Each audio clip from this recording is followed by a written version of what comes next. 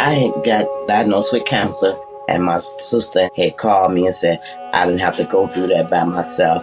Come back home where family is at. And I moved back home to Jackson, Tennessee.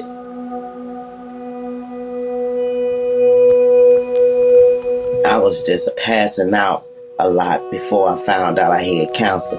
And I'd just be walking, just fall, didn't know why. I said, you know what? I'm going to the doctor. And I got off work at 4 o'clock and went straight to the hospital. And about 7:30, he diagnosed me with cancer.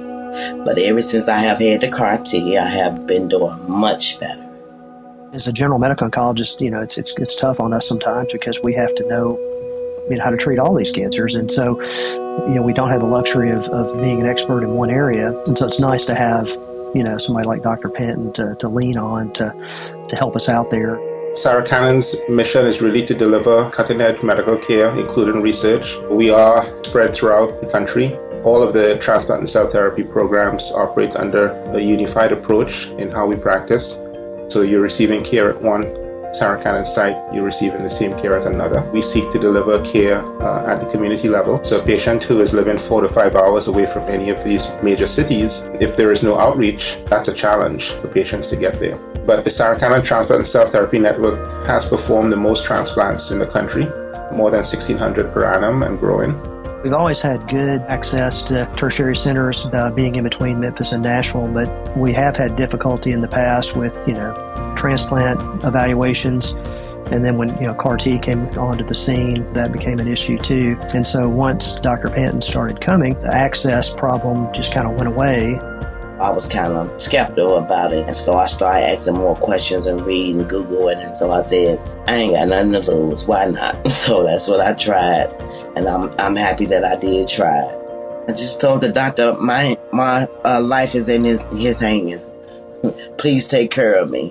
When patients come for that initial evaluation, they meet our pharmacist, they meet our social worker who helps apply for grants and support, our dietitian. So it's more than just a physician consultation. And those are the folks that go with us to each of the outreach locations.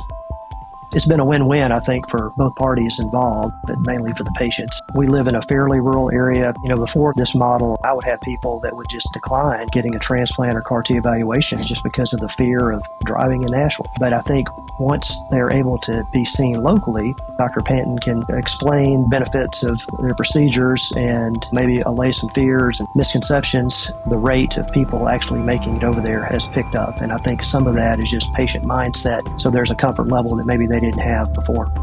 Because of our model, we've not identified any social demographic determinants that restrict access. Early CAR-T referral is crucial because every day, every week later leads to disease progression that may be irreparable. That was the biggest reason why patients ended up not getting to a CAR-T, because of terminal disease progression whilst they waited. It just seems like it would take forever to get patients seen. And with Dr. Penton coming over here, it is nice to be able to walk down the hall and talk to Jeremy about a patient when he's in town. She had very debilitating progressive multiple myeloma. She lost use of her right arm. Our team worked on grants and support to help her get to her Nashville appointment. Son, I stayed there 35 days. I had family and friends came and stayed with me. Every time I went to the doctor, one of them went with me. They didn't want me to be by myself at all. Our CAR-T patients are all treated outpatient, and we do provide remote physiologic monitoring, video check-ins with them. We do have a caregiver class on the side effects of CAR-T, what to be looking out for. So I had my cousin Audrey, she stayed 2 or 3 weeks with me. Then I had a girlfriend named Carolyn. They all said if I ever needed them, call them, they'll be there for me, and they did. I was thankful to have them. This is my favorite cousin right here. Why can't help her out? If she need anything, make sure everything's going good. If you don't have family and friends to help you, you cannot get the treatment because they want somebody with you because anything could happen. If it wasn't been for my insurance, I wouldn't been able to receive CAR-T because it's an expensive treatment. Also, LLS, they helped me out a lot. Paying for food, staying at the hotel. They even sent me a check to help me pay my rent. I had a social worker at Sarah County. She told me, well, we can fly 2 of your family members there, no cost. I didn't have to stress about it. And by day 30, all of her plasmacytomas were already gone. She could now open her left eyelid and started to regain use of her right arm. When I did my checkup with Dr. Payton, he said I was cancer-free. So I was glad to hear that. CAR-T really did help me, a lot. Ultimately, getting patients the therapies they need and being able to hand them back off to their home center. I think it will transform the way that CAR T cells are delivered. So hopefully our model may help broaden the number of treatment sites that patients can receive these therapies, and we get more patients access to the therapies that they need.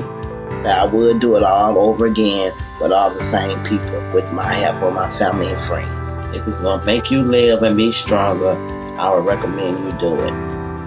I'm just glad to be here. I am.